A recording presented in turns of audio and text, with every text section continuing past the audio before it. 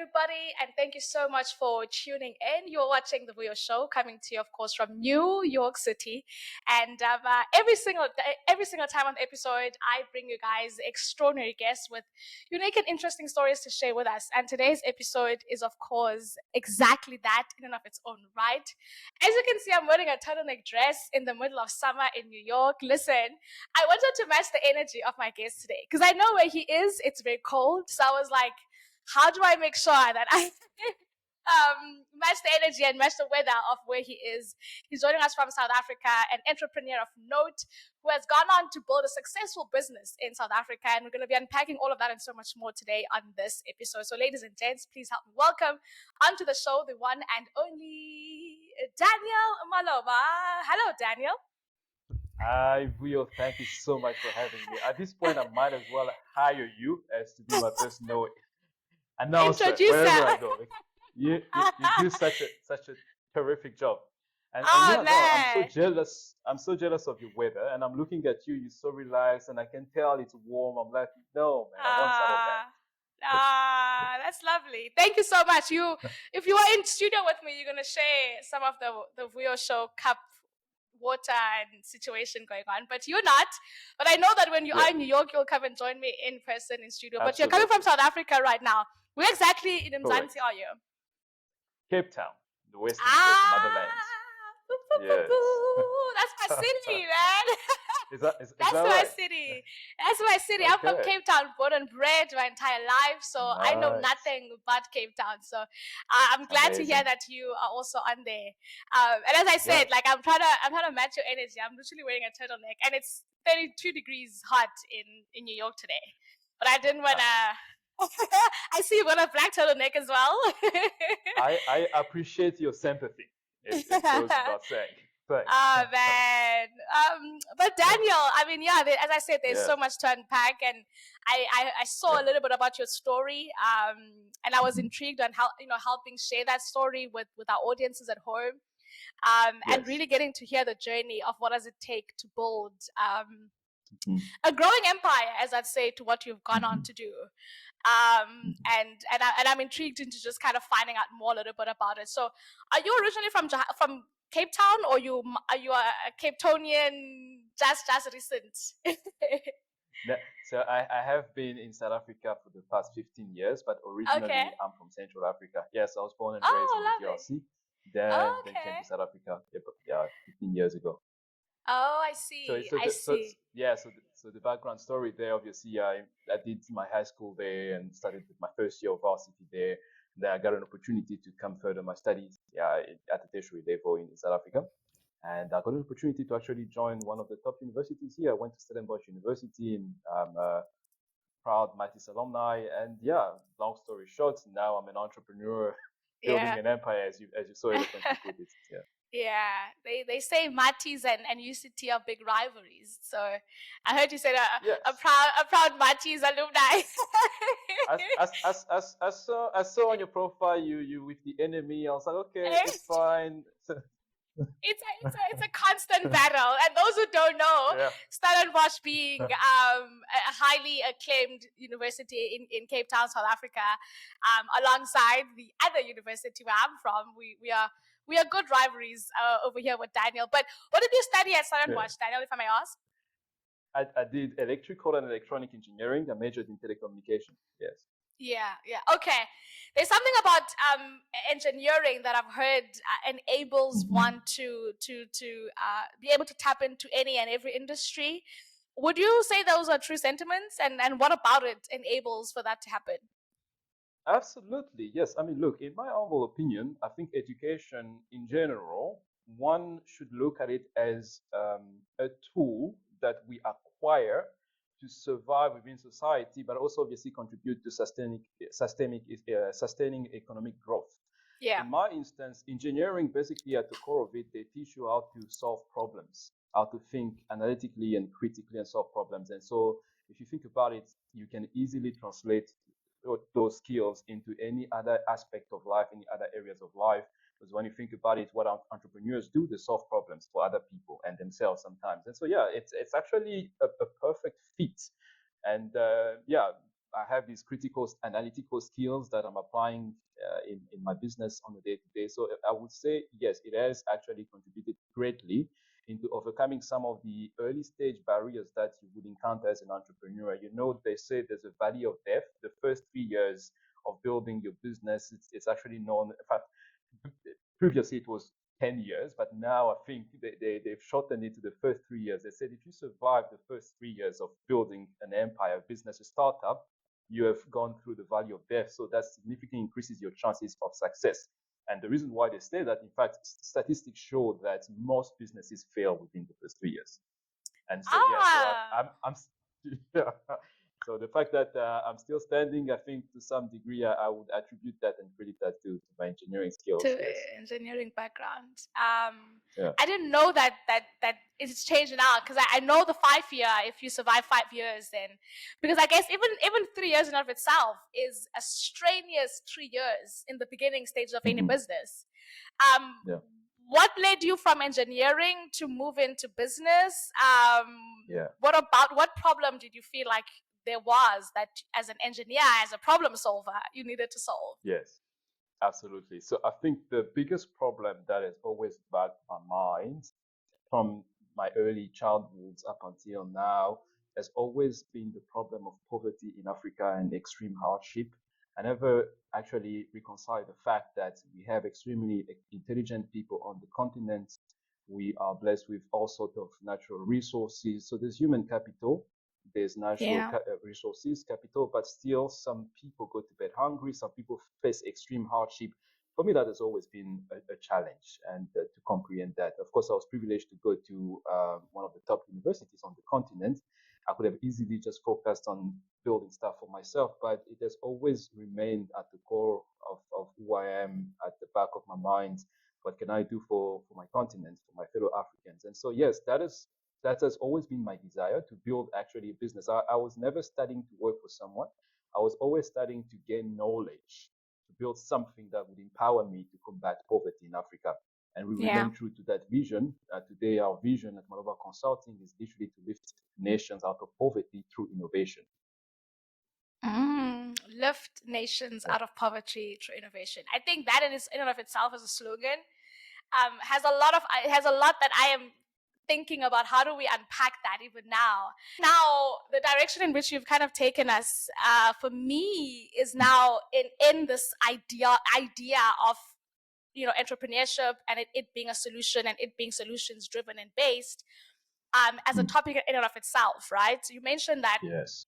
your company is, one of its kind of main goals is to uproot poverty. What about poverty made you want to uproot it and want to change it and want to fix it? Yes. That, as was a burning desire for you as an entrepreneur, that you wanted to make sure that you do something about it. Absolutely. I think it's the limiting factors that comes with poverty. There's so much that one might want to achieve in life, but is just crippled by the inability to act on certain ideas that they have. And so obviously I've had my fair share growing up of experiencing extreme hardship. I've gone through poverty. I know what it looks like, and I know it's not a good thing. And so from experience, I've always thought that, okay, there's a better way of living, and it makes no sense, that we are struggling to put food on the table in the 21st century. I've experienced all of that, and it has always frustrated me, and I see other people suffering till day, living under conditions that are basically inhumane all over South Africa, all over the continent, all over the country, actually the continent. And that has always been a problem. But I want to put things into perspective for you. So obviously, as I've mentioned, I'm originally from the DRC, which is part of Central Africa. And if you look at the continent as a whole, there's you would see this different sort of reaction to hardship and poverty all over the continent, right? Yeah. The more you start going up north, from central, the more up north, a lot of people are just naturally entrepreneurially driven as a means of survival, right? Because already the conditions under which they're living, there's just no way that they would survive on just one source of income. So you would easily find an Uber driver who is also a farmer, who is also a smallhold farmer, or has a side hustle, a side business, And sometimes people don't even think about it as entrepreneurship. It's just survival. You know what I mean? Yeah. And so you also get certain part of the continent where it's starting to become a bit more emerging. There's access to a bit more opportunities and whatnot. All of a sudden, the choices there become different, right? At that point, you find entrepreneurs sometimes who are doing it from a place of passion and not necessarily from a place of obligation. All of that shapes one's mind in terms of how they approach entrepreneurship, how they react to certain challenges and certain problems. But at the core of it, in fact, if you really want to understand entrepreneurship, we're going to have to go back to the 19th and 20th century, where we have two of the greatest economists in their time, a French economist by the name of Jean-Baptiste Say and an Australian economist by the name of Joseph Schumpeter, who actually tackled this topic of entrepreneurship in their own analysis. So Jean-Baptiste, who's a French guy, kind of defines entrepreneurship as this innate ability to act and, in fact, to react and detect opportunities all around them and act upon it. So, he claims that basically it's something that you're born with or you're not born with. It's this ability to just see an opportunity and act on it. And a century later, Joseph, so as a matter of fact, that's where the word entrepreneur comes from. It's a French word that means to undertake, basically, right? And a century later, Joseph Schumpeter, who's an Australian, built on that theory, but he went further and defined it in saying that it's all about yes, absolutely, being alert to this, to the needs around us, to the opportunities around that, and acting on that. But it's mostly about taking a product, a service from a lower area and elevate it to a higher level, higher area of productivity and economic growth, thereby creating a chain of events where other people could either keep on iterating on the idea or building on the same value chain, leading to what he called the creative distraction, in a sense that ultimately you're going to have to destroy the old system with this innovative way of doing things, this new ways, this new product, these new services, right? And if you think about it, that's actually the precursor of what we call today disruption innovation. That's most people, talk about. Okay, you gotta be disruptive if you wanna grow the business and whatnot. And so I will also give you my humble opinion. So I see what they're saying and it makes sense to me, but I'm not gonna just basically agree with one school of thought or the other and say that you either have it or you don't have it. I personally think that entrepreneurship is like music. Some people are born with a perfect pitch. They can just sing, they can just play musical instruments without much effort, but anybody can learn how to sing. Anybody can learn how to play musical instruments.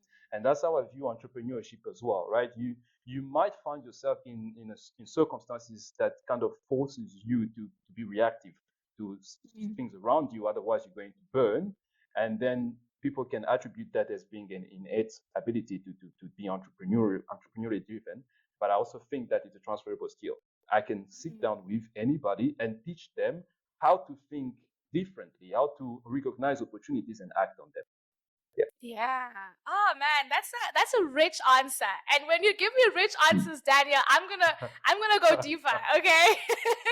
Let's do it. So I've heard this debate, right? And in various different platforms. The whole idea, you mentioned the people who need to survive and need to sell these apples or these oranges to go by, right? Yes. But some would say that that's not entrepreneurship. Some would say that's making money or to some degree kind of sustaining a living. Where do we then start defining entrepreneurship within that? Like, is it at a point where you start making a particular type of revenue? Then we kind of call it entrepreneurship or a business, or is it having a particular amount of people that you've part of your staff? Like, when do we start defining? Yes. Is it a registering of an LLC or a company? What is an entrepreneur? What is a business? So how do you go about defining it? And then again, based on those definitions that you've just highlighted, kind of those someone having to be born with it or not born with it, could then those two individuals, the one who sells the oranges and the one who runs a multi-million rand or dollar Yes. establishment, what makes those two Hmm. individuals different? That's What a, would your such a take be on that? That's such an interesting question, right? And there's actually no easy answer to that. But however, I do want Yeah. to differentiate between the entrepreneur, the business owner, and the startup, right? So you have Okay. your small and medium enterprise, or your SMEs or SMEs, as they are referred to here in South Africa. And then you have freelancers, for instance, or you have the vendors, there's the people that are selling informally, as you've mentioned, but you also have your startups. All right. So a small business is not necessarily a startup, and one needs to differentiate between the three. I think there is a fundamental difference between entrepreneurship, between being a founder, a tech startup founder, and being a small business owner. I remember I had entrepreneurship in varsity, and literally the person who was teaching us entrepreneurship told us this. They said, "Look, you don't have a business until you have a paying customer. So the moment there is a transaction, someone pays you for goods or for a service, you have a business." So that's how we defined a business. But I think for me, entrepreneurship, it goes deeper than the transactional level. It's about also sort of affecting the economic growth of the country, the nation in which they find themselves. It's about more than just oneself. It's about the impact that they're also having on the immediate society, surrounding community. So I would define an entrepreneur as someone who see opportunities, who see problems and look at them, or see needs and see them as opportunities and act on it. You know what I mean? And act on it in a sense that it's going to ultimately impact other people's life. It's actually, if we talk about entrepreneurship, unfortunately, it's what they call an ex post. I think they call it ex post term, meaning that you can only measure the value of it after there is passage of time. By the time I start a business, by the time I start doing something, I can claim that I'm an entrepreneur. I'm making impact. I'm all about impact. I'm going to change the community. I'm fighting crime or poverty or hunger or whatever the case may be. But it's going to be hard for you to believe me until this passage of time and you can actually feel the impact, see the impact, measure the impact. You know what I mean? And so for me, that would be the category of entrepreneurship. It's more than just meeting ends meet. It's more than just being transactional, but it goes a long way. If we have to talk about a startup, it's the difference between a business, being a business owner, and having a startup. A startup, there's a component of innovation and exponential growth. A startup by nature does not have a strong, fixed, predefined business model.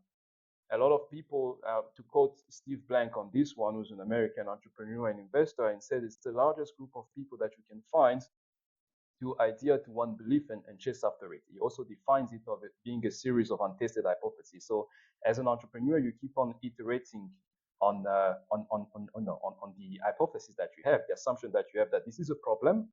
It affects people. It affects them so badly that, in fact, they are willing to pay me to solve that problem. All of that are assumptions, hypotheses, and your role as an entrepreneur is actually having those hypotheses validated. So just to close on that, yeah. So it's a group of people that in search of repeatable and scalable business model, which is different from someone having a shop or store. It's there's not much to innovate there. You have product, you sell them. There's a fixed price, there's profit margins. You know what I mean? So yeah, that would be my take on this whole conversation about entrepreneurs, small business owners, and tech founders. Yeah. I'm just thinking to how much of it is a science in this regard, right? Because if you think of anything with a formula that's proven that works, VCs would even say that based on historical formulas that have worked in the past in this industry, this might work or this might not work. Meaning it's a Mm. science, right? It has Mm. formulas to it. What would Yeah. you say is the science in entrepreneurship? Like, what is at the crux, at the core?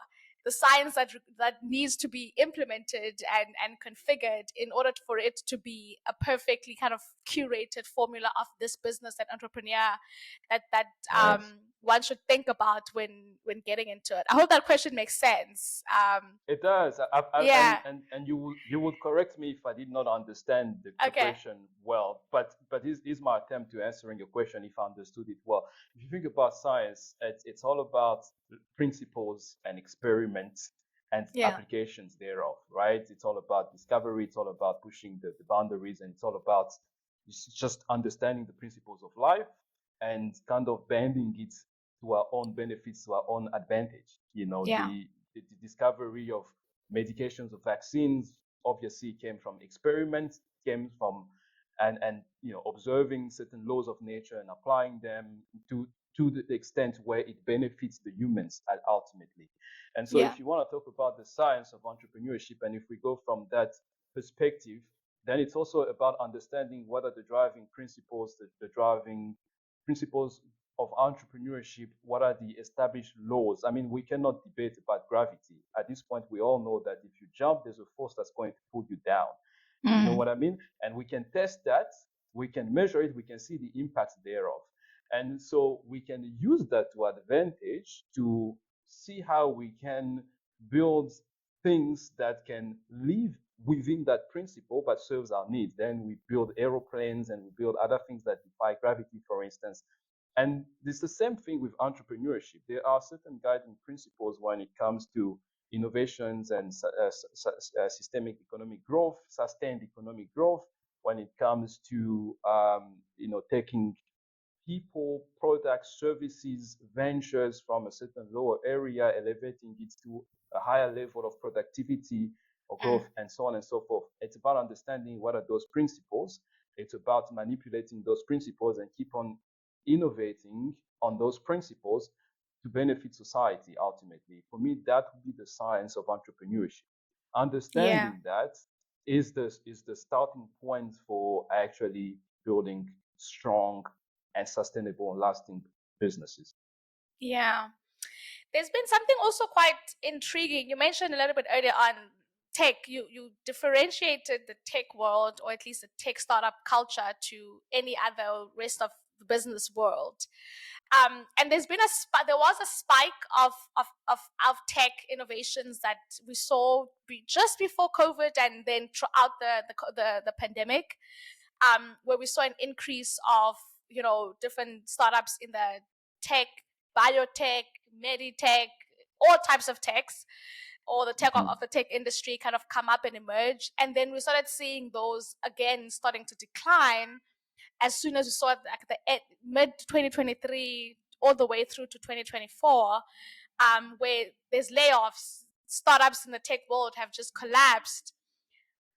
Would you then say in that regard the emergence or the combination of tech as an innovation, and then business as its own entity, when those two things were not kind of thoroughly understood by the tech startup world? Or what caused that, where all of a sudden now there isn't that much investment being done as much as it was in all these tech startups? We saw headlines in Africa of fintechs that were crashing, and all these different Mm-hmm. things that we were hearing about. How does an industry emerge itself into business that has a completely different ideology to business? Because tech is not a business. Tech in and of itself is an industry, and business is an industry in and of itself. So how does one then combine those an Mm-hmm. industry like that together to ensure that it still continues to thrive and still has the Yes, principles of entrepreneurship and still functions like a business, etc., etc.? totally. Yeah, that's such a tremendous question. Look, I need to start off by saying that I'm a strong believer that we live in a day and age where we cannot do without technology, regardless of Yeah. whatever industry you find yourself in. The smartest thing that you can do for yourself and is to quickly learn how to incorporate AI into whatever you're doing, leveraging the power, the advance of the new technology in the age of AI. It's a data's game now, right? It's all about who has the most data, and basically it's about data manipulation at the end of it. And the sooner people understand that, the better it's going to be, because then some people try to distance themselves from technology. You don't Mm. necessarily need to be a tech startup for you to operate with technology or leverage the power of technology. You can Yeah. be a small business owner, but still leverage the power of tech. You can leverage the whatever benefits that comes with it, right? And taking your business online and digitizing all of that. So there's an importance in recognizing that. But one needs to understand that everything is cyclical, right? In life, there's a cycle for everything. And what happened with the tech industry is not necessarily something that we've not seen before, right? If you remember, in the early 2000s, there was this dot-com bubble, right? And where with the WW, at the advance of the WW, the internet, right? And everybody was going on the internet. A lot of people were creating businesses. It's like this bubble. Everybody was in this bubble and rushing toward it and creating businesses on the internet and just trying to make sense out of this thing. And there was a whole movement, there was a whole rush, and there was a collapse. Only a few remained. It's the same Yeah. thing that we're seeing now again, right? It's like, but this time it's just different. But obviously, people learned from it, and people actually evolved from it, and they understood better the risk. Because the thing is, when something is new, the risk are sort of not well understood sometimes, and people tend to rush through it, and then there's catastrophe afterwards. There's collapse, and there's bankruptcy, and so on. And it's the same thing, right? I think it's a problem also just being able to understand the risk, understand the time, the cycle, and knowing exactly when to act. And so that's the same thing that we've seen with the investment landscape, right? Even in the continent, if you look at the trajectory in terms of investment landscape, 2019, there was a big interest. Obviously, it's just at the beginning of COVID and whatnot. And 2020, 2021, there was the trajectory kept on growing. 2022, I think, was the year where there was the most investment on the African continent. And then after that, it was just downhill from there on. And there's a decline now, and they actually coined it the winter season for VCs. That they're in this winter season where they've depleted, they invested too quickly into some businesses that did not scale, that did not grow, they did not get the return on investment that they projected, and now they're in this winter season, and they're trying to raise as well from LPs and whatnot. But this time, when they have raised, now they are a bit more risk averse, and they take their time to invest now. And so you see, even though money started to come back and be in circulation, it's a handful of startups that are able to raise funds on the continent, right? And Yeah. and and and the problem is that if we speak from an African perspective, we cannot use a cookie cutter and try to apply things that work in the West and try to just copy and paste them here in Africa, which is some of the mistakes that I've observed we've been doing for the longest time.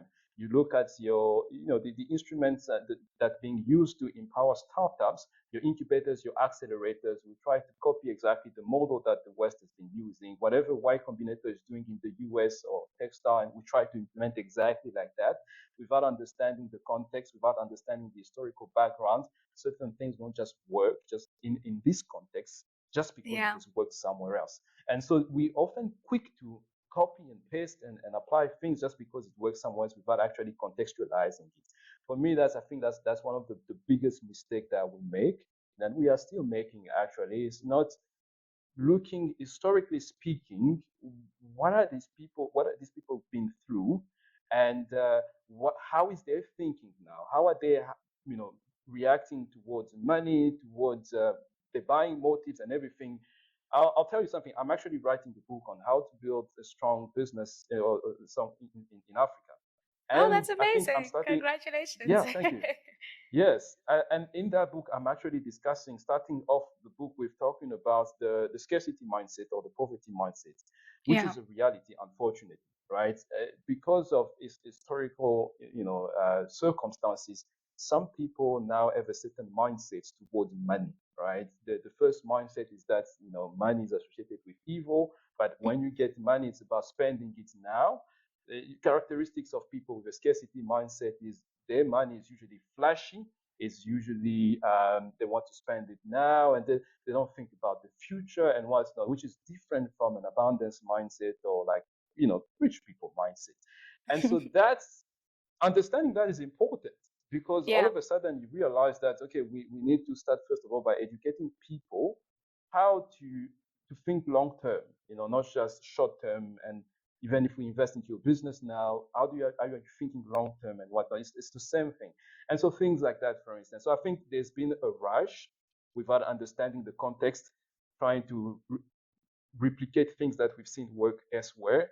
And therefore, there was this catastrophe that we've observed in terms of a lot of investment, and all of a sudden, nobody wants to invest anymore because it's just too risky. Yeah.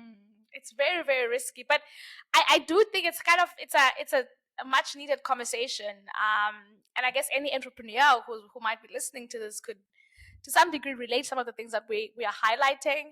I was one day watching. I'm not sure if you're aware of a program called Shark Tank, and Yes.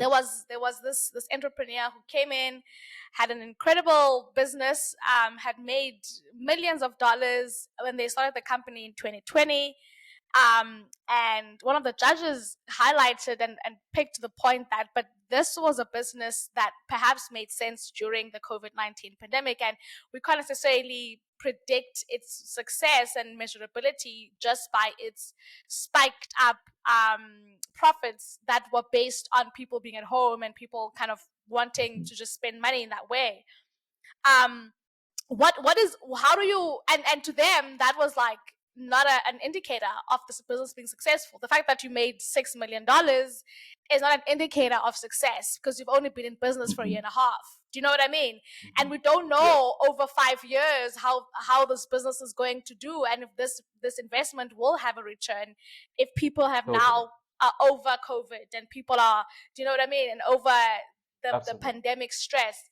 So, what would you say are good measures that one can put in place for themselves now as an entrepreneur Mm-hmm. to make sure that they Yeah. are measuring their success, they are measuring how far and how well they're doing compared to maybe they're not, or they need to start taking measures into place to ensure that they have a Mm-hmm. long term success in their business?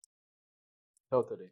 Yeah, well, I think that the most obvious thing is to have what they call product market fit, right? So product market fit is a combination of three elements. You have your products, or and you have so you have product market, and so there's desirability, there's technological feasibility, and viability. So desirability talks about market desirability. Is there demand for the product, the service that you want to offer, right? And how big of a demand is it to begin with?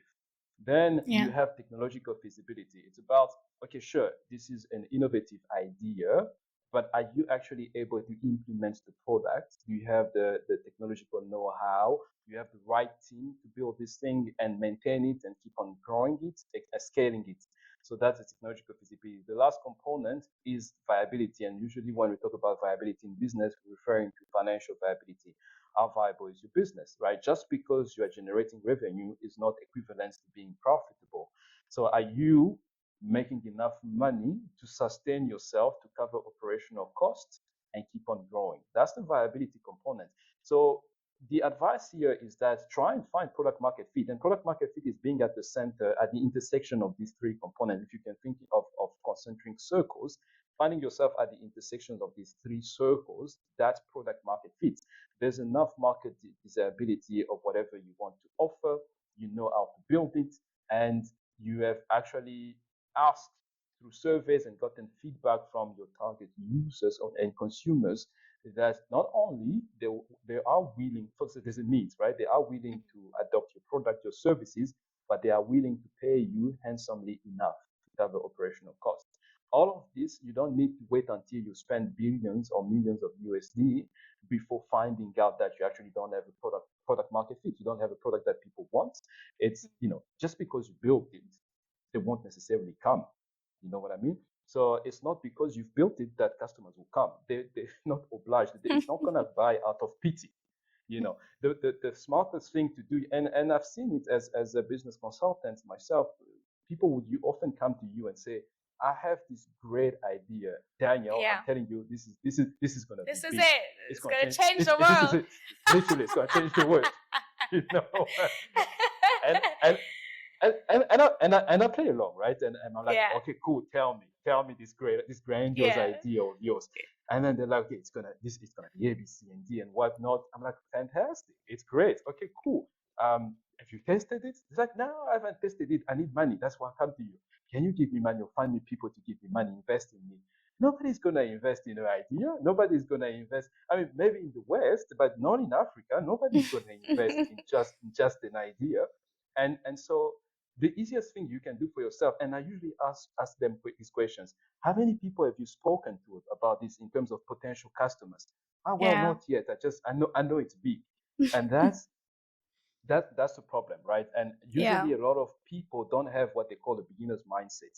And it comes from the fact that you are educated, you have a little bit of experience, so you think you know better, you think you're intelligent, you think there's no need for you to have that beginner's mindset, that childlike mindset of asking why, of asking, is this good for you? What is actually the problem?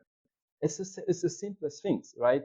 And by engaging with people, you will find out what they need before you even spend, before it costs you too much. And cost, obviously, we think in terms of money, but cost comes in various shapes and forms. It could be your Yeah. time, your energy, and all of that. Sure, it Yeah. boils down to money, but all of that, right? And so you can ensure desirability before it costs you too much. Then you can make sure you have the right team with your little resources, maybe a little of crowdfunding here and there. Maybe you bootstrap basically using your own money to build your business. And then you test something, and then you know, okay, we can actually build this thing. Then you probe the customer, the consumers, okay, if we build this thing, will you not only buy it, but will you buy it for how much are you willing to pay for this? And they tell you, look, I'm only willing to pay 10 USD for this, but it's not even half of the cost for you for making that product. You spend 20 USD to make the product, and they're only willing to pay 10. So at that point, there are two things that you can do. Either go back to the drawing board and see if you can find a cheaper way of making that product, or you can ask yourself the question, is this the right market? Is it the right solution? And think about pivoting. And so there's all those things. So product market fit is a critical thing. And this is what I'll say about businesses that have been running for some time and perhaps have obtained that product market fit. For you not to be disrupted, product market fit is not a constant thing. You've got it once and you will never lose it again. The market keeps on changing. Your Yeah. customers keep on changing. The buying motives keep on changing. Maybe I was a single before. Now I'm married. Now I'm a parent. So my needs are completely different now. So you gotta keep on engaging with me and making sure that you are still serving my needs. A lot of people miss that. And we've seen there have been case studies. And if you look at some large companies in the world that have crashed and that have been disrupted, it's Yeah. because of this reason. They were profitable, they were generating revenue, but they missed the obvious because they forgot to keep on engaging with the users and finding if they're still meeting their needs and thinking innovatively. Yeah. Yeah. I can't help but think of the story of Blockbuster as you're saying, as you're speaking about Yeah. this, and how a small little company called Netflix just took them out of Sure. industry. $1 billion Sure. company. Like, Yeah. how does that even Your happen? You know what I mean? your black your Yeah. BlackBerry, your like it's countless examples like that. Exactly. Yeah. It's they get easily disrupted because somebody is maintaining is building this product market fit, and because they're small, they're not even on your radar. And by the time they're on your radar, it's too late. They Mm. have already convinced the audience that they care about them. They empathize with them. And that's the thing. In fact, empathy is actually it's an important thing. Empathy is different from sympathy, right? It's not about feeling sorry for people. It's about understanding them and seeing the world Yeah. through their lens, and therefore building product that makes sense to them. Hence the context. You can't just copy and paste things just because it worked into a certain environment and bring it here without context. Can you find things that make sense for these Mm. people? In Africa, you have companies like M-Pesa, for instance, the simplest way of paying, of transacting, and all of a sudden, a group of people that did not have access to digital banking now can also increase their sales. The small vendors, the street vendors can now also accept cards payments and transact and send money. Why? Because an African startup understood the concept, the context, and built something that makes sense for Africans. You Yeah. see what I mean? So I Yeah. think that's the one thing that to always keep in mind. This is good. This is good. I hope Yeah. people are taking and making notes of some of the things that you're highlighting. Because I think it's really, really Yeah. valuable. You mentioned that it's imperative to be able to communicate to then your audience or this market that you've Mm-hmm. identified. What are some of the Yes. effective ways that you can? Because in my mind, I'm seeing two scenarios. This first scenario being Mm-hmm. that people have no other option, right? We've seen, particularly back to the African context, where there isn't a competitor for this particular market, so people are just going to automatically kind of gravitate towards it, and that's the only thing that they know, until someone comes in and disrupts the market and then becomes a competitor, Yes. and then we start seeing the market shift. But to some degree, there's an exercise of communicating to those individuals the importance of this particular innovation or this disruption. How do you go about doing that?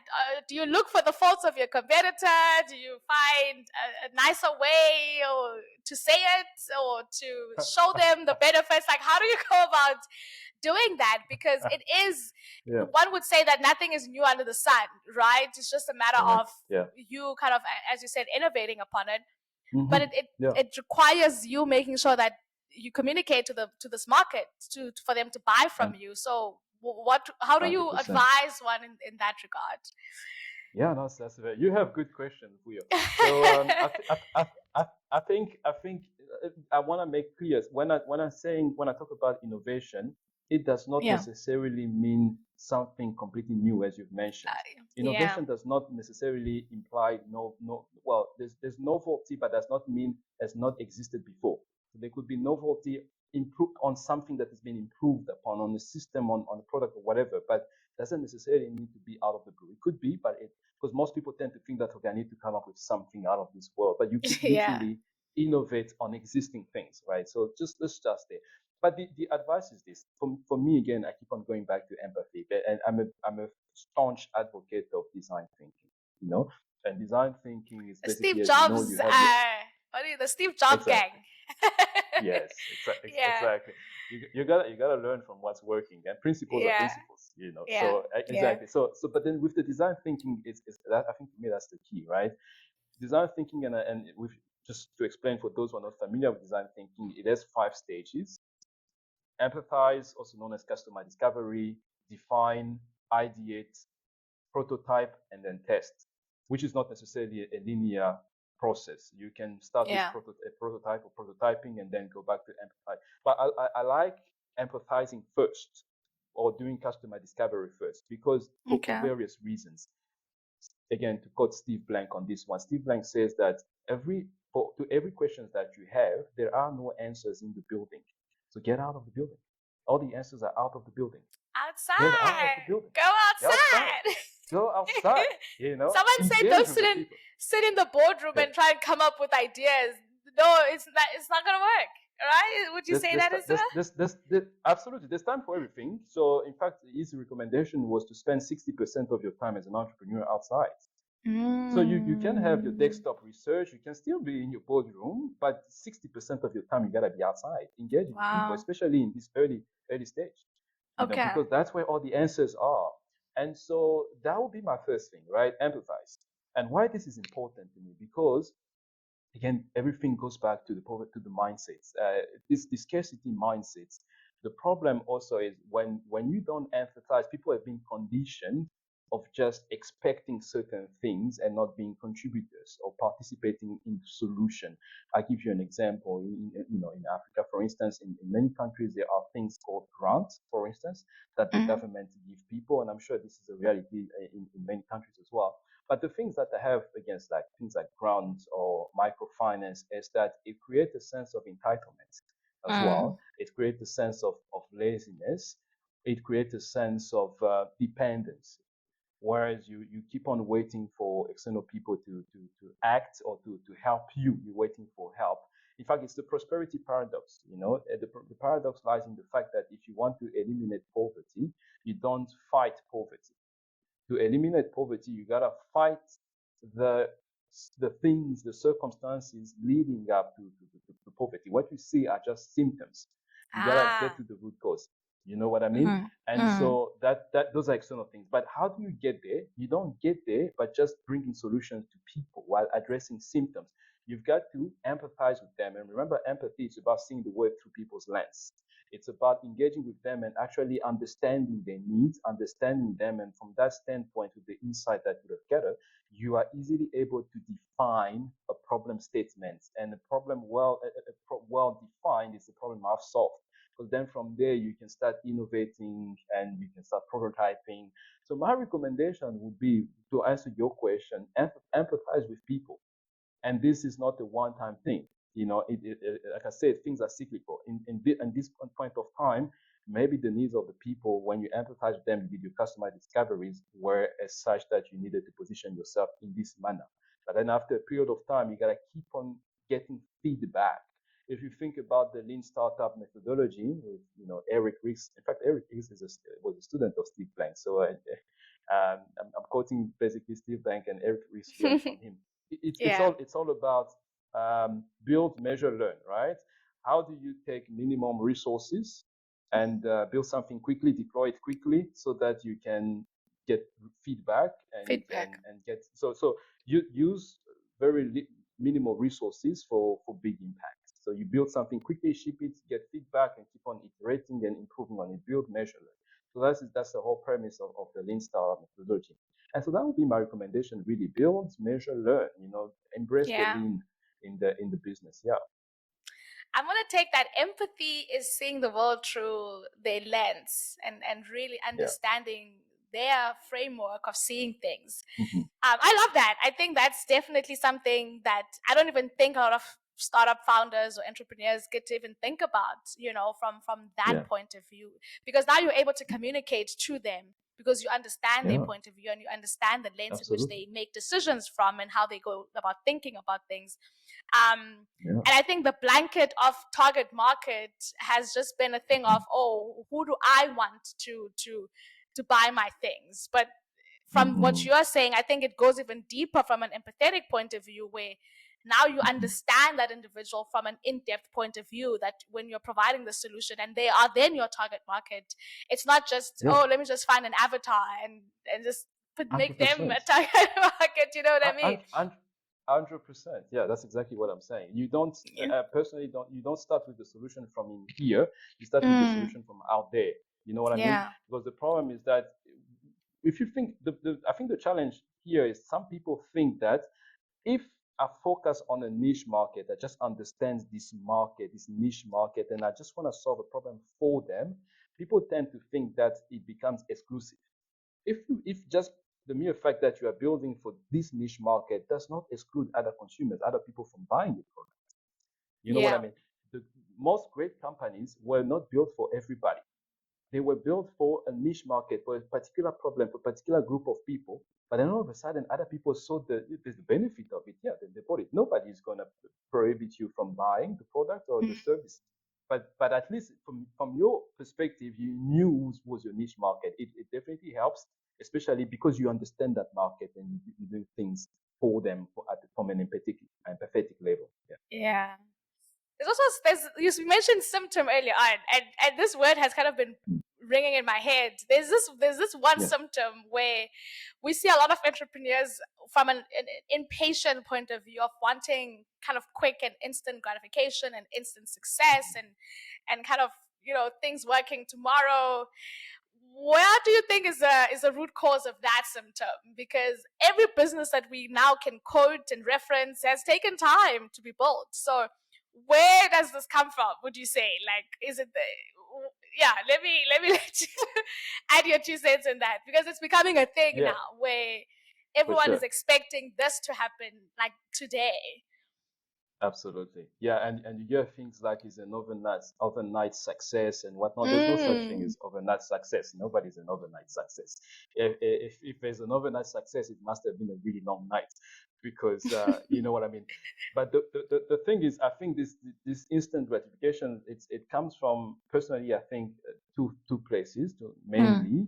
The one is obviously lack of information and understanding how things work, and also being overconfident. Like I said, people come to you and said, now this is a business like no other business, right? This is the thing. Like by the time we hit the road, what the grounds, it's gonna be running. When the rubber hits the road, nobody's gonna be able to stop us. everybody. So, and they come to you and they give you a roadmap. They say, you know what, this is the growth map. This is what's going to happen in the next 6 months. We're going to have 10 million subscribers already. Because if you think about this province, that country, everybody's going to want to subscribe. And then after two, and so obviously they come with this expectation that just because I integrate in my mind, and if I build it, they will come. If you build it, they won't necessarily come. And all this, and now they build the thing, they spend too much time and become this sunken fallacy now, because you spend too much time building this thing, even if it's not working and the people are not coming, and you can see that you don't want to give it up because you invested too much time, energy, effort already. It's your baby. Think about it, right? It is your baby Yeah. now, and nobody wants to hear that the baby is ugly. You know what I mean? So you looking at it, it's like, how dare you, who you think you are, is the prettiest baby in the world, and but people are telling you like, oh no, but your baby is actually, that forehead Yeah. is a bit, like, no, it's but you know what I mean, and it Yeah. becomes this thing now. People don't want to let go, so that's the one thing. And then the other thing again, it's a mindset thing. Honestly, I've come to bring everything, to bring it back to the mindset. To It's the the appreciation mindset. of the mindset. And a scarcity mindset, and mind you, scarcity mindset is not only for people who are disadvantaged or from a disadvantaged position. You find people with money but still manifesting scarcity mindsets, Mm. and exactly. So this characteristic that manifests with the scarcity mindset is you are more concerned with the now, with the present, as opposed to understanding investment for longer term, for future generations and whatnot, right? Mm. Somebody actually said something along the lines like, some people think about when they have money, what they can buy with that money. Other people think about how they can use that money to multiply it. And all of a sudden, it's just a subtle difference in how you're looking at the same resources that both of you might have, can Yeah. be actually the determining factor in who is gonna be the last man or woman standing, if that makes sense. Yeah, no, for sure. And as they say, like the ones who persevere the most and who stand the test of time are the ones who eventually are the last Mm-hmm. man or woman standing. I'm gonna make a confession to you today. Sure. So Yeah. I just recently found out the difference between a firm and a company, right? And I'm Okay. sure there All are other right. people out there who might not know as well, like me. I always wondered. I was like, I would hear people saying, "Oh, my firm," or "my company," and I was Mm-hmm. like, and I asked someone the other day, I was like, "What is the difference?" And they explained it to me as a Mm-hmm. firm is a service provider Mm-hmm. and a company is a product provider. Is that Mm-hmm. accurate? Well, I would say so. I would be Okay. more inclined. I do not have a formal definition of a firm, but this is actually, I would think of it as well. Okay. Okay. So, Versus a company. Yes. Yeah. okay, cool. So, where do you fall Yeah. under? Where does your company fall under? The firm or the company? Kind of, or if there's another We are third. definitely Uh huh. an hybrid model. No, we are Okay. definitely a firm. We are a Okay. consulting firm. Yes. Yeah. Yeah. We provide services. Yeah. Planning Let's and go control. into those services. What All are right. those? Yeah. Amazing. Yeah. So Yeah. our company is built, as I've mentioned earlier, on the vision of lifting nations out of poverty through innovation. And how we do that, a mission, is basically through, we build the company on three pillars. The Yeah. first pillar is what we call investment readiness accelerator. So we have this investment readiness accelerator, right? Yes, in as much as we're saying that, people need to be able to bootstrap and fight and before they raise fund, but there's definitely a need for raising fund at some point in your journey Yeah. as an entrepreneur. And being investor ready is a whole conversation. Just because you have a business that's generating revenue does not necessarily qualify you for raising investment. There are things to consider, especially for a tech founder, and someone who owns a startup. You need to have a data room, and the data room, there are things that investors would mostly require when they're doing their due diligence, to understand, looking basically under the hood of your company. It looks pretty on the outside, but how is everything well connected inside? How is your corporate governance? Do you have all the contract in place? Do you have all the legal document in place? Let's look at your financials.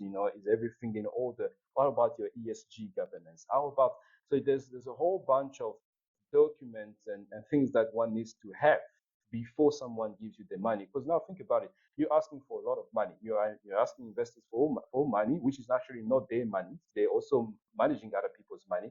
So it needs to make sense, and they need to be sure that okay, this is a strong business and there's going to be return on investment.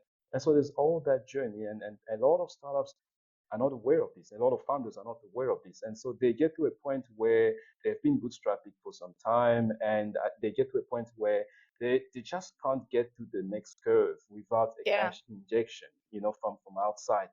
That at that point they need money, right? They need external fund, they need support in whatever form it is, whether it's from a VC or an angel. But then they approach the investor and talk to them, say, hey, we have this cool product, we have this cool startup, we need 10 million USD. And the investors are okay. The product seems interesting, but yeah, let's do some due diligence after they meet the committee, they're happy, and the next step is that they want to do some due diligence on you, and then they realize that okay, give us your shareholders agreements. How have you distributed the shares among the founders? How many founders do you have? Oh, we have two founders. Okay, who owns what? In terms of shares. Well, we just shook on it. We don't, we're friends, we're all time friends. We don't need no document. You see things like that, but okay, Yeah. no, you actually need a cap table that shows who owns what in the company and so on and so forth. When you start raising funds, people are going to ask for equity. How are you going to distribute that equity? You know what I mean? So you now all of a sudden and then they looked at them flabbergasted as if they're speaking a different language. And then the investors are also shocked. How are you coming asking me for this much money, and things are in shambles in your house? And Wow. and and it becomes a back and forth. If the investors are truly interested in investing in you, it's gonna be a back and forth until you get all your ducks in a row, and that's months. And so that's where the investment readiness accelerator program comes in. We take those months that you would take if you were not prepared and reduce it in a matter of weeks. And then we Wow. get you into this 8-week program. It's really intense. And then you go through the program. We teach you all about investment readiness, how to become investor ready, everything that you need from the data room to even how to pitch to investor. That's a skill, how to pitch to them. And so we take you through the whole journey, and after that, we do the triage on behalf of investors, because there's another thing that founders don't understand. Just because these are called VC, and that means venture capitalists, and then that means they invest, they give money. It does not mean they invest in any startup. Each VC firm has a mandate. Some, for Yeah. them, the mandate is they only invest in health tech company. Other only invest in agri-tech company. Maybe it's agri-tech company, or they have a specific mandate which they are they got probably from the people from whom they raise the money, the LPs, and say, okay, Yeah. we really want to have an impact in the agri-tech sector, so we're only investing in the agri-tech startups. But here comes someone who has a logistics company and goes to someone who only invests in tech and say, hey, we have this company, will you give us money? You see how that does not make sense already. And so things Mm. like that, right? So from an investment point of view, the investors also are frustrated because they receive piles and piles of pitch decks that are not even mandate aligned with them. The basic, the least you can do is do your homework and do research. What type of startups do these people invest in? You go on the website, you look at the portfolio companies, you understand that before you even engage with them. And Yeah. usually these people are very clear on the requirements and the type of startups they invest in. So the fact that you come to them and just send them a pitch deck and throw it into their face, and you get frustrated when they don't invest in you. So it's a frustration on both ends. The founders don't know about how to be investor ready. The investors complain that by the time the founders reach them, they are far from being investor ready. So we play a critical role in between by Yeah. getting them investor ready, and then even doing the triage on behalf of the investors. And we promise them by saying, look, we will only send you startups that are mandate aligned, that meet your criteria. So by the time they get an email from us saying, hey, this is from Maloba Consulting, they are recommending Vuyo, Vuyo startup and maybe someone else's startup, that means these people, they know that it's probably aligned with a mandate. So chances are they will open it and they will have coffee with you. So there's Mm. that advantage for the founders. So that's the one leg, that's one pillar of our services. The second pillar of the services is just what we call ecosystem services. So one of those ecosystem services is something called the soft landing program. The soft landing program is this new concept where organizations and firms such as ours are trying to facilitate market entry onto the African markets or whatever market it is where you're applying the soft landing program. So you have your external investors, for instance, or external even entrepreneurs that it's time for them, maybe say the investors, they are considering investing in Africa, but they don't know how to enter the market because perhaps they don't understand the culture, they don't have the right connections, they don't have access to the right networks. And obviously, so you basically take them by the hands and help them land softly and by making the right introductions. If they want to establish themselves, help them find a space where they can establish themselves. If they need to, source talents, helping them find the right talents, just that facilitation. That's what's called Yeah. a soft landing program. And so it could be something as people just want to come and visit, your country, your continent, do a roadshow or something like that. And they need somebody who understands the market, who understand, can just hold their hands and guide them. And that's the soft landing program. We offer these Wow. services. I've had Yes. so And many then people ask me that question while I'm here. I'm like, yeah. now I'm gonna send them to your consulting firm because I'm like, ask him. Yeah. So many people want to expand to Perfect. Africa and just have so Exactly. many questions about what does that market look like, what does it do, and where do you Absolutely. begin. Yeah. So it's great that you're offering Yeah. that service as well. Yeah, Yeah, it could be something as simple as just giving you a comprehensive report about understanding the market. Okay, yeah. what's this market like? What's the investment landscape like? That's part of soft landing. So yeah, that's Okay. one of the core services that we provide. We also work with individual. It's a consulting firm after all, and corporate organizations that are trying to be um, disruptive proof, if you will, trying to be innovative. And so we have these workshops and train their staff and help them become more innovative. So that's the second pillar. The last pillar is a community. We understand that it's a lonely game, it's a lonely road. Being an entrepreneur is extremely lonely. I'm sure you know something about it, and Yeah. it's it's not for the faint-hearted. So it helps to have a community of like-minded people that because it's all about network. It's who you know and who they know and whatnot. That can just let's connect and see how we can collaborate, introduce each other to opportunities and whatnot. So we've built this community where we have often event. As a matter of fact, there's an upcoming event. So in South Africa on the 9th of August, it's a National Women's Day. And Women's so Day. we have Yeah. an event for women, right? So you're welcome to invite your audience of the females. I'll share the details with you. Things like that. We bring like-minded people together. We'll be talking about anything from financial literacy to mental health and everything in between. What makes a holistic woman? Conversations like that. Yeah. That's all people. Sometimes it's all somebody needs to just have a healthy conversation, and so we facilitate that. To facilitate, bringing people in the same room. Perhaps you by on your own would have never been able to meet so and so or even that investor, but then now you come to this mixer, you're able to meet different people. So these are the three main services that Maloba Consulting is currently offering.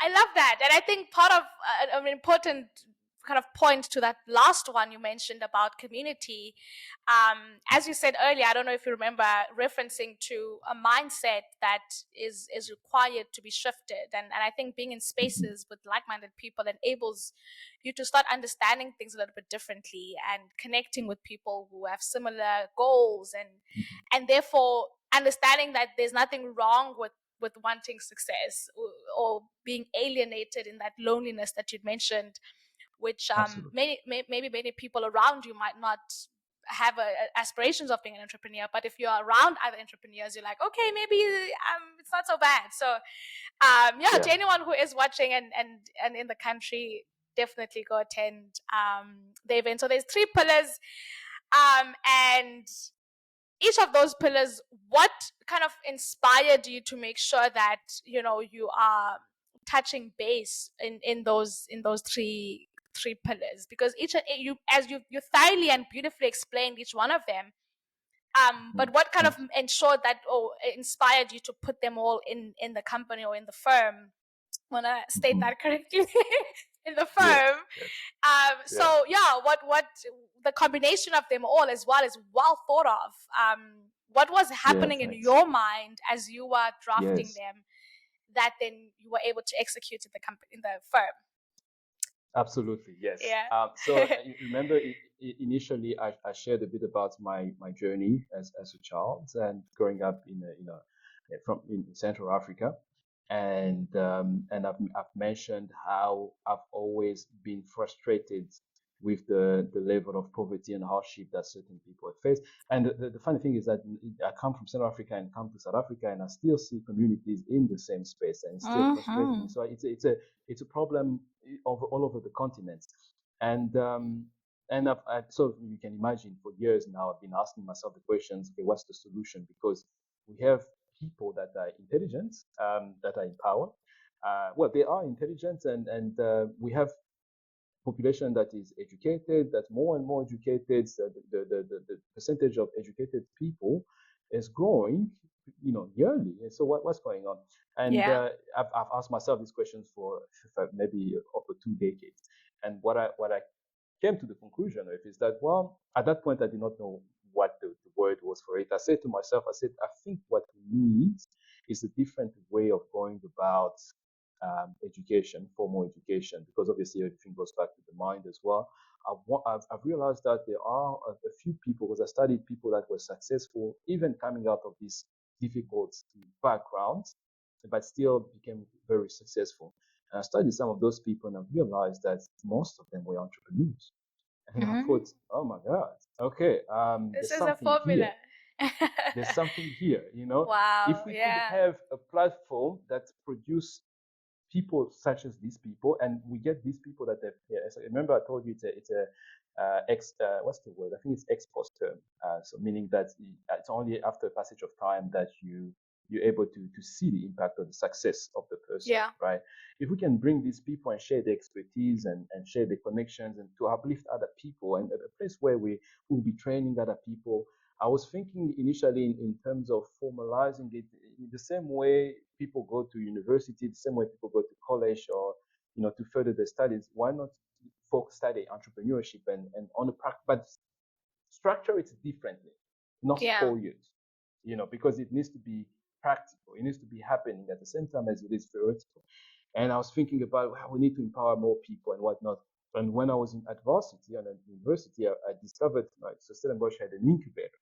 They launched Lab Incubator, and then somehow I ended up working there actually for a couple of years, and I realized that, Wow. okay, cool. So this is what we need. We need an incubator to incubate people, and but the more we I engage with people, the more I realize some of the challenges. So empathy. So I empathize a lot. I engage with a lot of people, and I've realized some of the common threads that kept on coming back: loneliness, how difficult this journey is.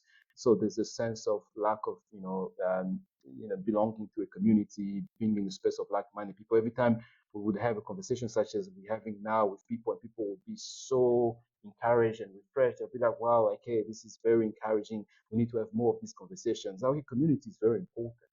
And Yeah. as being an entrepreneur myself, I could attest to that. So that's the one thing. But obviously, as an entrepreneur myself, I've gone through the journey also of trying to raise funds. And so I know the difficulty of raising funds. So it was also just engaging with people, with different investors. Okay, what are some of the frustrations?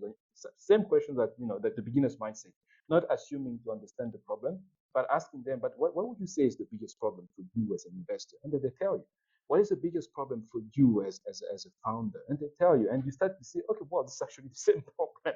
And then what can we solve it? Because then a problem well defined is a problem I've solved. Then that another Yeah. time you start ideating and coming up with innovative solutions, and the incubator, and then the other services. But obviously, it's initially was okay. We need a way to be also kind of another stream of income, because there's other operational costs and whatnot. Remember, everything is cyclical. So then we thought, Yeah. okay, we can have other services that at the same time benefit people, but also a good stream of income for us. Yeah. Interesting, interesting. And Yeah. as you're speaking, Daniel, you shared that Mm. you reference back into your life as well as some of the struggles that you experienced. Someone might be Mm. watching this and think, Vuyo and Daniel are out here speaking eloquent English. They went to these Yeah. incredible universities. Well, maybe it was meant to go well for them, Yeah. right? Yes. But I always think that's perhaps hearing someone's story and hearing um, the one would say the rock bottom effect that springs a person Mm. to kind of go up is what Mhm. then makes one believe and understand that maybe it's not just the eloquent English that they're speaking or being able to go to Yeah. studies or UCT that enables them Mhm. to go. So what was your rock bottom? What was that one pinnacle Ooh. point, one experience that you saw either as a child or that Yeah. you saw and witnessed with your own eyes that you made a decision from that Yes. point that it's all the Yeah. way up from here. Yeah. True, Vuyo. Yeah, you're taking me there. Okay. So, well, I'll tell you this. There's, I'll tell you about my that experience, but I want to just say something. I think in Yeah. life we all go through what they call the crucible, right? And a crucible is a defining moment. It's either makes you or it breaks you, Yeah. and it helps not to have a victim mindset to survive, because otherwise it's going to break you. Because you talk about, having access to these privileges and opportunities that we've had. I mean, going to university is definitely a privilege, especially in this context. But if someone does not understand how I even got to varsity, they would think it's a privilege. But if I had a victim mindset, I would have never even believed that if I apply, I'd be accepted. And even Mm. though I have no money, and then maybe, there would be, if I seek bursaries or if I seek A, B, C, and D. It's the thing with poverty mindset. Also, it's a mindset that conditions you in thinking that there's I shouldn't even try. There's no way I can get out of here. I'm stuck. This is my reality. I accepted it. I'm comfortable here. I'm staying here. And therefore it inhibits you from even trying, from even Yeah. just sending an application, just sending a resume. And you're gonna keep on, and hence you're gonna keep on hating those people who seeming outwardly are progressing and are doing well, and even were in the same situation as you, but they just took a step further than you in terms of sending that CV, in terms of going to building the courage of going to knock on that door. Hey, I have no appointment, but hey, I just wanted to grab 2 minutes of your time and just that's the differentiating factor right there. Is the mindset. It's how you look at things, right? If you look at things and say, well, I'm a victim. Nobody in my family went to varsity. We have no money. We're in this shark. We're in the slums. There's no way we'll ever get out of here. We're doomed. This is our reality. Therefore, I will drink every weekend to drown my sorrows. Every little money that I get, I'll spend it on drugs, I'll spend it on booze, and that becomes your reality. And you build for yourself this vicious cycle, and you build basically circumstances that are just conducive to failure and doom. Instead of positioning yourself strategically to get out of there, it's not easy, but it starts there. It starts in the mind. You gotta believe first of all that it's possible. You've got to believe that I can get out of this slump. Yes, I was not born with a silver spoon, but this is not my identity. This is not my reality. I am destined for greater things. I'm destined for more. I can do it. I don't know how, but I can do it. It starts there, really. That's the biggest Yeah. differentiating factor. Yeah, and so yeah, to tell you about my story a little bit. So I had those moments where I think I was very young. My parents, something happened with the economy in the country. They had not been paid for 6 months. Imagine living without salaries for 6 months. Both my parents were working and they had no salaries for 6 months. There was famine in the country for one, so just scarcity of food. Like even if you have money, just no food. And it was bad, right? And but I remember how they reacted to, like I said, the crucible. So they said to themselves, okay, cool. We cannot expect the government to do something for us. We're going to die. My brother, I had an older brother at the time who thought, okay, I can bake.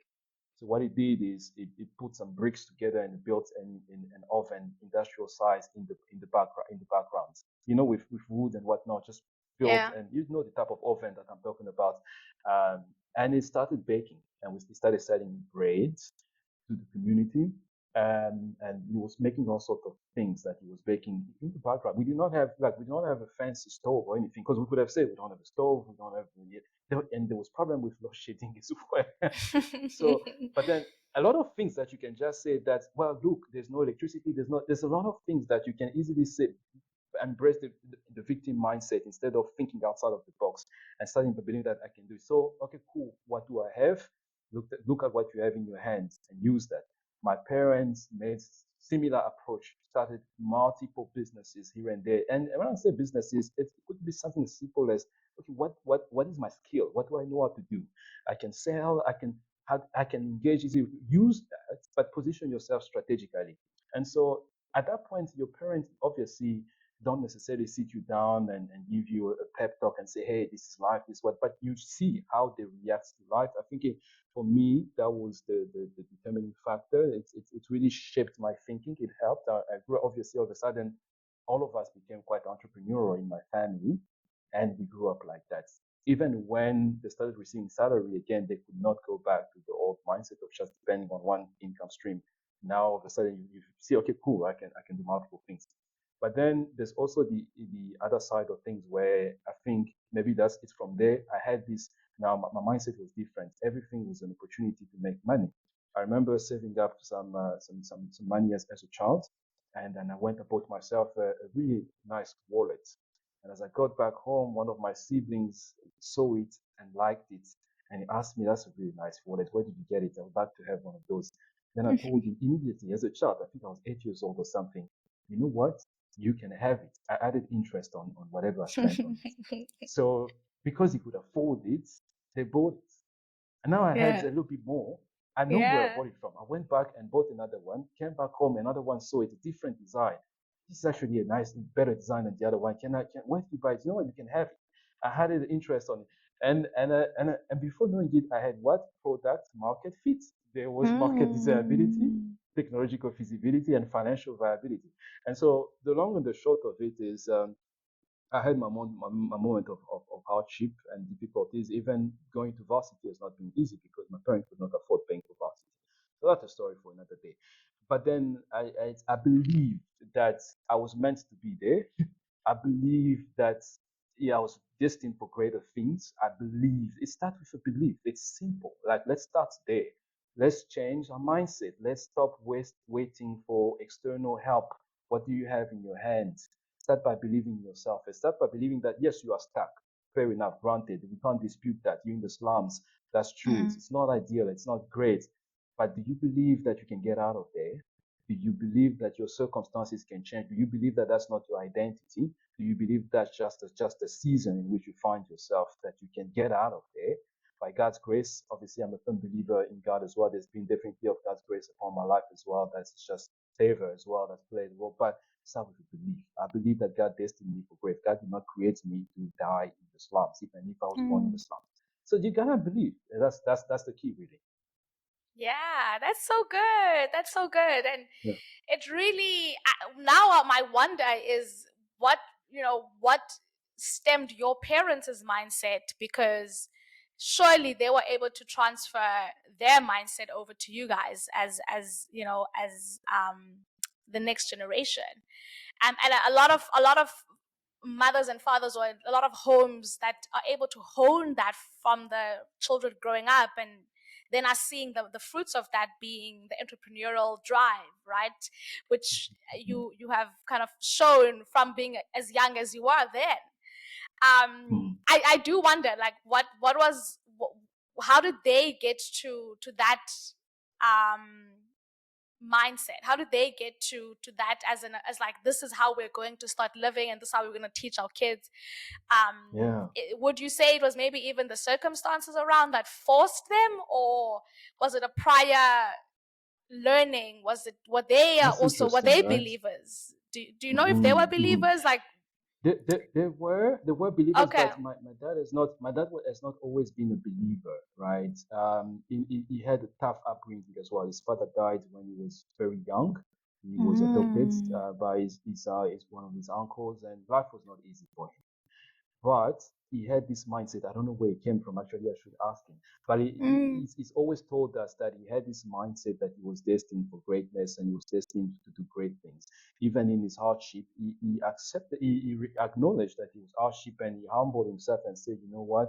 I'm going to make myself, so I'm being adopted. I'm not like one of the kids, so I would make myself valuable to them. What can I do to make them like me? So his mindset is always, because you realize that, okay, I'm not one of the kids here, so I cannot just Yeah. throw tantrums. They want entertainment, So how do I make myself valuable so that they keep educating me, then sending me to school, and obviously They want to keep me around. When the kids are throwing tantrums and doing all sorts of other things, I will be cleaning. I'll be doing A, B, C, and D. So that's a different mindset, actually. I think already as Amy was very young, and as a young boy thinking like that, that I need to survive. So I cannot Yeah. afford to be throwing tantrums and just acting out. These are people are paying for my education. And my father was one, I think, if not the only one in his family that went to university Wow. because of his belief system, right? Yeah. And it's positive since a young boy. So I suppose circumstances play a role, but he could have easily embraced the victim mindset. My father is dead. Um, my mother is unable to take care of me. I'm doomed.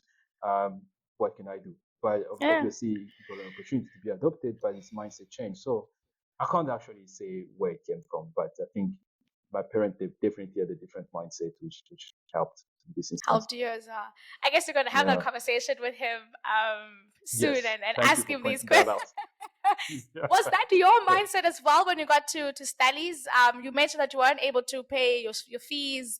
Did Oh you yeah. have Yeah. the belief that I need to then start being valuable to this institution or to whoever then eventually did pay? How did you approach that? Hundred Because you percent. had, Hundred. yeah, Yeah. 100%. Yeah. Well, for one, it was what can I do with what I have. yeah, I'm gifted. I obviously have a good understanding of certain things, so I can tutor other kids. But also just okay, I have a bit of spare time. I can work. I work as a waiter. I can wait tables and just what can I do to bring in more income? Because I'm bilingual, at some point I was thinking of translating documents. I did that a bit from French to English and wow, whatnot. So I mean, what do you have in your hands? But in terms of the university, also just like it's about yeah, how I approach them and just position myself in terms of my background. My skills and the university. I think most universities want to reward um, talented kids, but yeah. also kids with a story. That's what I'm saying. You gotta first believe yourself and position yourself strategically. But let's not undermine God's grace as well in all that, because all of a sudden you get to miss the right people at the right time and get to talk to them. So yeah. Mm. No, that's definitely true, and I'm hoping that this is probing someone to understand the value of just being valuable. You know what I mean? And Yeah. oftentimes we go into spaces having nothing to add into the rooms that we're entering, and Yeah. but being valuable and shaping and navigating your story and being able to eloquently share your story as well. Those are the things that soft skills that we don't have enough conversations about, I believe. But hearing your story Absolutely. now as well, that Yeah. you had to think outside the box but also make sure that you are putting and adding value to those who to the institution in of itself, because every institution wants to have a bragging rights over their alumni, right? So if you Yeah. can help Yeah. this individual succeed, everyone's going to look back to us to say, oh, you guys made this individual succeed. So why Absolutely. not, Yeah. go ahead and empower them even further. This is amazing. I am I'm ignited, I'm inspired. Well, I'm And glad. I'm really Thanks. hoping that whoever has had some time to listen to this conversation has learned something and has been empowered, Mm-hmm. learned about entrepreneurship, things that I didn't know. I'm like, I'm gonna watch this Uh, and make notes and be like, okay, all these terminologies and this jargon that if you want to be in the world of yeah. entrepreneurship, it might be a good You gotta idea know. to know, right? Yeah. And be Buy my book. It's coming out soon. okay when it does come out. We'll be sure to help put the word out there as well, Yeah. all about it. But what's next for your company? Is there more things that you want to venture into as an entrepreneur yourself? What's the Yes. trajectory? Your book is coming out, but overall, Yes. what trajectory are you looking forward to, as we Yeah. are Absolutely. going forward? No, totally. Before I answer your question, I just wanted to say one thing about making yourself valuable. We talked about networking. We talked Yeah. about being in community and in spaces where you get to meet new people. It's the same approach that I actually encourage people to do. The mistake that I see most people do is, okay, I meet Vuyo. Vuyo is an influential individual. The first thing I say, hey, Vuyo, I'm so and so. Can you please help me? I would really like you to meet you. Look at my pitch deck. We're doing ABC and D. What's in it for Vuyo? What's in it for, like, let's Mm. be frank.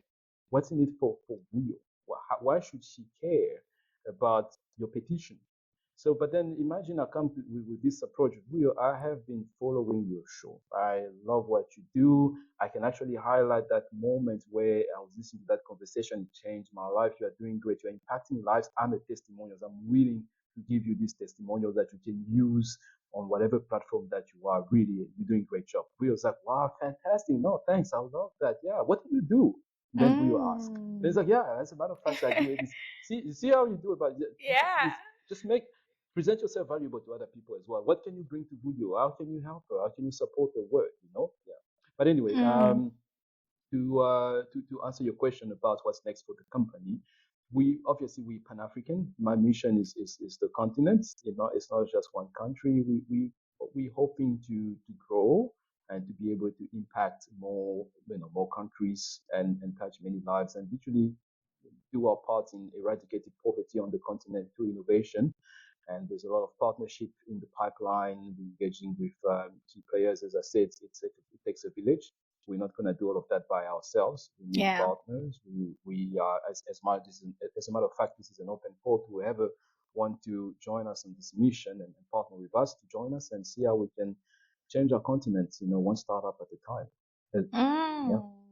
One startup at a time, but most definitely one sort of startup at a time leads to a nation of change and impact. So no, Yes. that's amazing. I'm looking forward to seeing the journey unfold and how you know the more entrepreneurs we empower, the more lives we change, the more families we feed, the more solutions we solve. So I am all Yes. about blowing the horn for anyone doing work of that sort. So all the congratulations in the world for you.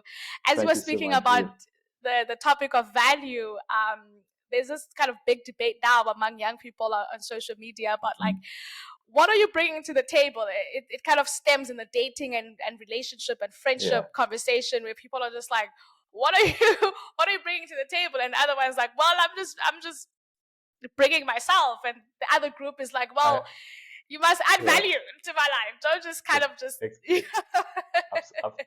Absolutely. No, totally. yeah. By the way, before I forget, I do want to commend you as well for the work that you are doing. I think Thank you.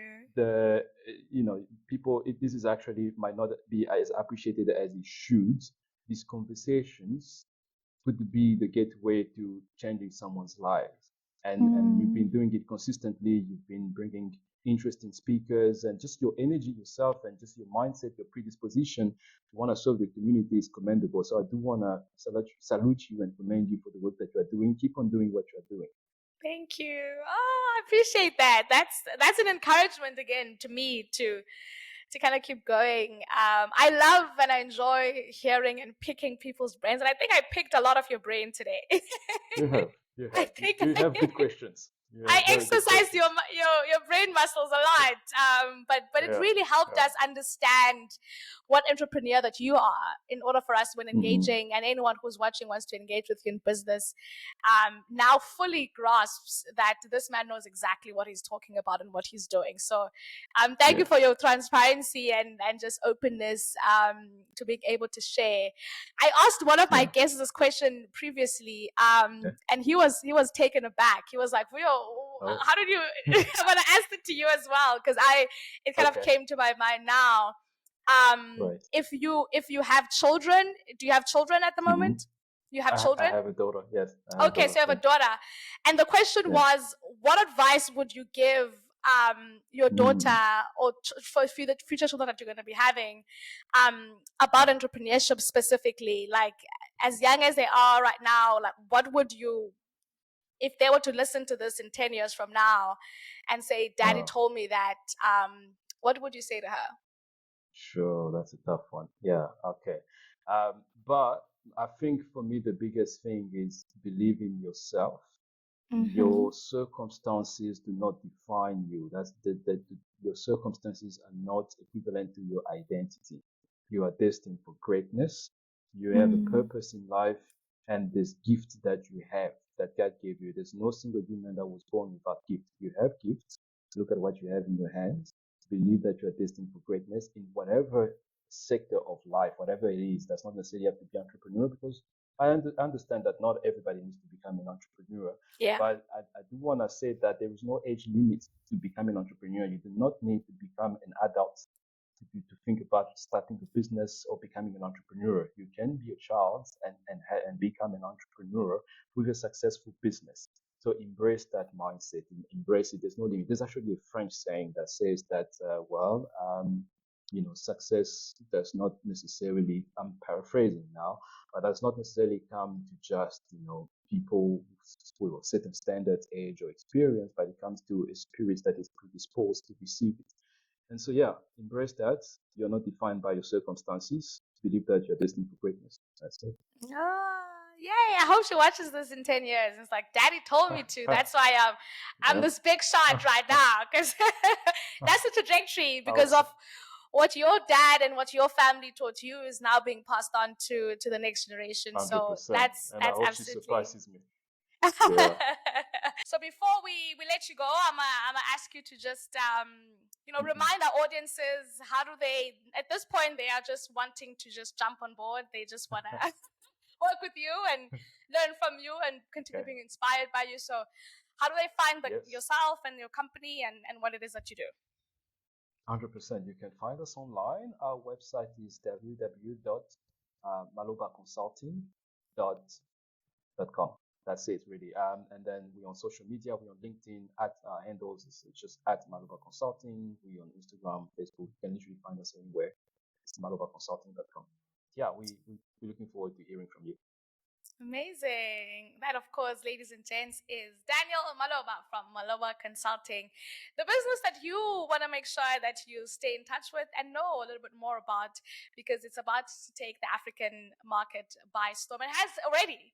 And also to help you tap into that market, you definitely want to be in touch with them as well to understand how to navigate this giant of a market that many are not able to understand at this point, but people like Daniel have come forward in the forefront to help you go about doing that. Thank you so much to you, Daniel. I learned so much from you. I mean, I am so inspired by this conversation, and I hope that you at home have learned a thing or two from this conversation. I am your favorite global darling, Vuyo, and this is the Vuyo Show. Of course, make sure that you find us on social media at the Vuyo Show across all social media platforms, and continue to subscribe, like, share, do all the things that are meant to be done. But for myself and Daniel, we're about to go and take in all that juice and go and apply it into the world. And we hope that you are going to go ahead and do the same. It's goodbye and have a fantastic one. Cheers for now. Okay. Bye.